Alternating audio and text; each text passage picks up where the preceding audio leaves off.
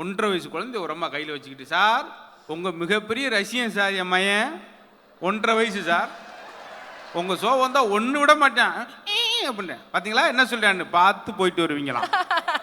அவன் அந்த ஈலாம் அவ்வளோ சவுண்டு.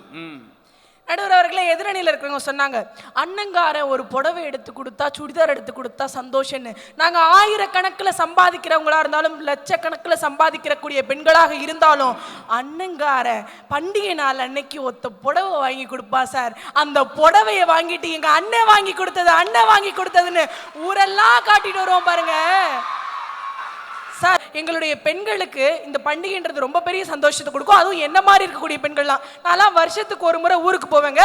ஊருக்கு போனோன்னு சொந்தக்காரங்களாம் என்னை பார்த்து சொல்ற ஒரே வார்த்தை, என்னம்மா இப்படி இழைச்சு போயிட்ட.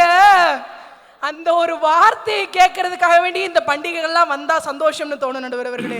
உண்மையிலே 5-6 பெண்கள் சேர்ந்து குலோப்ஜாம் செய்யறோன்ற பேர்ல கூழ கரைச்சு குடிச்சத 6 பொங்கல் கடந்ததுக்கு பிறகும் பேசி சிரிக்கிறதுல சந்தோஷம். வீட்டு பரன் மேல தூங்கிட்டு இருக்கக்கூடிய பாத்திரத்தை எல்லாம் எடுத்து பொங்கல் வந்துருச்சு தொடச்சு வைக்கணும்னு அழுக்காகாத பாத்திரத்தை தொடச்சிட்டு எங்க அப்பா வீட்டு சீருன்னு சொல்றதுல ஒரு சந்தோஷம். இப்படி பண்டிகை நாள் அன்னைக்கு எங்க கையில அன்னத்தை கொடுத்து வரக்கூடியவங்களுக்கெல்லாம் நீங்க சாப்பாடை பரிமாறுங்கன்னு எங்களை அன்னபூரணியாக மாற்றக்கூடிய பண்டிகைகள் என்றைக்குமே ஆண்களை காட்டிலும் எங்களுக்கு தான் மகிழ்ச்சியை கொடுத்து கொண்டிருக்கிறது என்று கூறி வாய்ப்பளித்தமைக்கு நன்றி கூறி விடைபெறுகின்றேன். நன்றி, வணக்கம். நிறைய விஷயத்தை சொல்லி நாங்க பலகாரம் செஞ்சு கொடுக்க அதுல ஒரு விஷயம் எனக்கு ரொம்ப பிரமிச்சு போயிட்டேன். கேசரி சாப்பிட்டாவே அப்படின்னா என்ன அர்த்தம்? வாயை திறக்க முடியலன்னு அர்த்தம். ஒட்டிக்கிருச்சு. நீ பொங்கல் செய்வியா? உண்மையிலே நான் அணு கொஞ்சம் இருக்கு. போன பொங்கலுக்கு அன்னவாதி வீட்டுக்கு நாங்கள் டீமோட போயிருந்தோம். பொங்கல் கிண்டுறாங்க. அன்னைக்கு தான் அங்கே ஊரில் பட்டிமன்றாங்க.